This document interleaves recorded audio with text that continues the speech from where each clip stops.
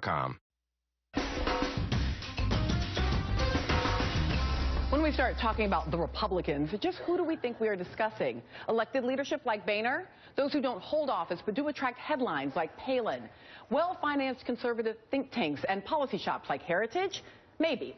But focusing on those Republicans may allow us to forget the Republicans who are our neighbors and friends and coworkers and fellow citizens, Republican voters.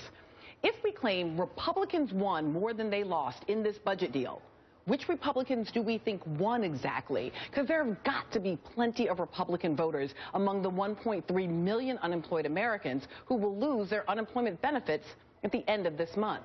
So, Christina, then what happens? So for those Republicans who are disadvantaged by a set of Republican policies, do we expect them to become harder right Tea Party folks? Do we expect them to become Democrats or potentially just to opt out altogether? Right. I think one thing when we talk about voters that's so hard is that the sense of being a voter and your sort of relationship to the party is so diffuse, right? So the sense of like, a lot of people don't feel like I'm a Republican, I'm a Democrat. There are a certain group of people who do feel that way, but a lot of folks just vote for candidates. They vote in very kind of emotive ways. I think one of the really dangerous things for Democrats in particular is that when government stops working, I think it makes it easier for the anti-government arguments to work. So I think for some people who end up getting their cuts, in their unemployment benefits, they might think this is the problem with government. Right, this is more government not working. As opposed to thinking, but I think it's also, we have to think a lot about like the fact that a lot of people don't necessarily have strongly held ideological positions. I mean, that's those of us who do feel that way, that's what being a Democrat or being a Republican is. But for a lot of people, it's so much more sort of emotional and affective, and I think that's part of what's also dangerous about the way parties are capable of manipulating voters through misinformation. And I would argue that the Republican Party has made that much more of a strategy of their party. I think they show a lot of contempt for voters, and I think that's something that they do constitutively as a party, is they show a lot of contempt for voters. So it used to be that one of the ways that Democrats and Republicans both governed was through bringing home goodies to constituents, right? So that's part of why there weren't these strong ideological or partisan attachments, because what you wanted was your incumbents who brought you this project or that. The end of earmarks has both impacted Boehner's leadership, his ability to log roll to get those folks together, but also doesn't it then impact the ability of voters to say, this guy, this gal is my guy or gal? Yeah, it's made it a lot harder for them to put these votes together. But I think when voters look at government and some of these goodies, they don't just look at government not working, government being too big. I mean, that's certainly a problem, as far as voters see it. I think we're in a time, and the president discussed this last week, of such great income inequality, of such great income stagnation. And voters see government rewarding the very rich, the top 10%, the top 1%. So it's not just this argument of government is too big. I think progressives have a lot to say about government working for the very few, and I think that turns off voters just as much. The one thing that I was thinking about is the book that came out in 2004, What's the Matter with Kansas? Because folks often vote against their interests because they're voting where they wish they were.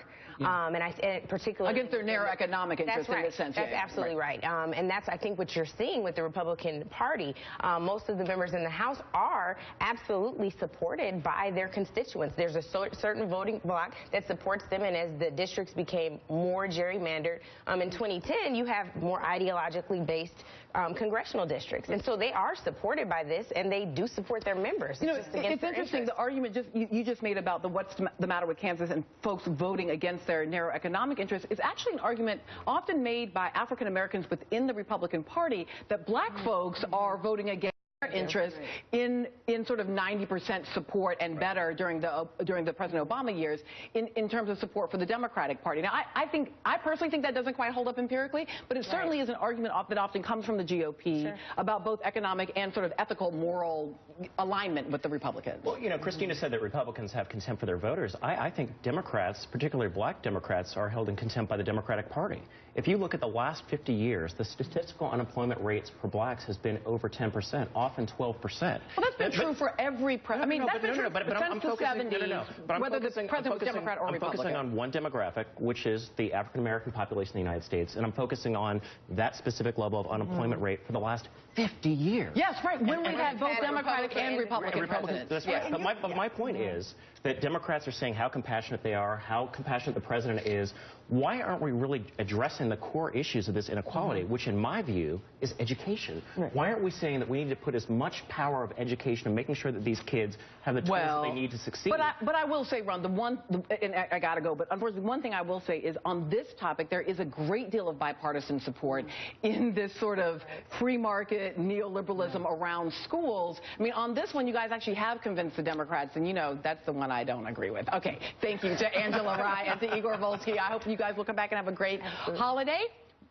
Ron is going to be with us back in the next hour, but up next, we're going to switch gears and talk about an issue plaguing millions of young people, post-traumatic stress, when the battlefield is in your own backyard.